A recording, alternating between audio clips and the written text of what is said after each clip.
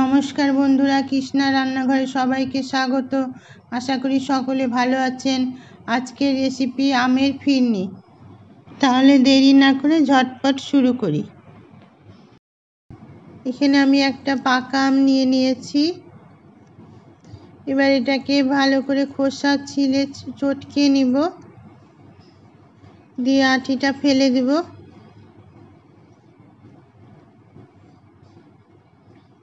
তারপর এটা mixie grinder জারে গ্রাইন্ড করে নিব।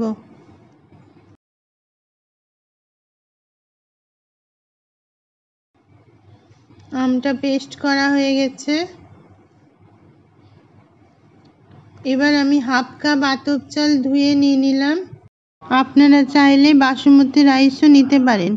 এটাকে গ্রাইন্ড করব, কিন্তু একবারে পেস্ট করব না, এটাকে আধ ভাঙা করব। এদিকে দুধ জাল দিতে শুরু করে দিয়েছি।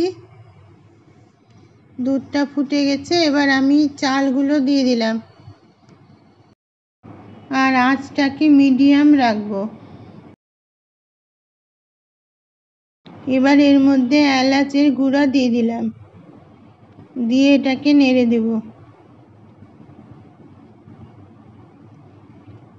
তারপর হাফ কাপ চিনিও এর মধ্যে দিয়ে দিলাম। এইভাবে 15 মিনিট নেড়ে চেড়ে ফুটাতে হবে। দুধটা মাঝে মধ্যেই নাড়তে থাকতে হবে, নাহলে নিচে জমে যাবে। এবার আমের পেস্টটাও এর মধ্যে দিয়ে দিলাম, দিয়ে এটা নাড়তে নাড়তে ঘন হয়ে আসবে। তারপর কাজু কিশমিশ আর কাঠবাদাম টুকরা টুকরা করে কেটে রেখেছিলাম, সেগুলো দিয়ে দিলাম। আপনারা ইচ্ছা করলে আরও ড্রাই ফ্রুট অ্যাড করতে পারেন। এবার আমি এটাকে গ্যাস থেকে নামিয়ে নিলাম আর উপর দিয়ে আরও কিছুটা ড্রাই ফ্রুট ছড়িয়ে দিলাম। তারপর এটাকে ঠান্ডা করে নিব। ঠান্ডা হয়ে গেলে আমি এটাকে ঢেকে 2-3 ঘন্টার জন্য ফ্রিজে রেখে দেব। 2-3 ঘন্টা ফ্রিজে রাখার পর বের করে নিয়ে এসেছি। এবার দেখুন কি সুন্দর জমে গেছে, একবারে পুরো ক্ষীরের মতো।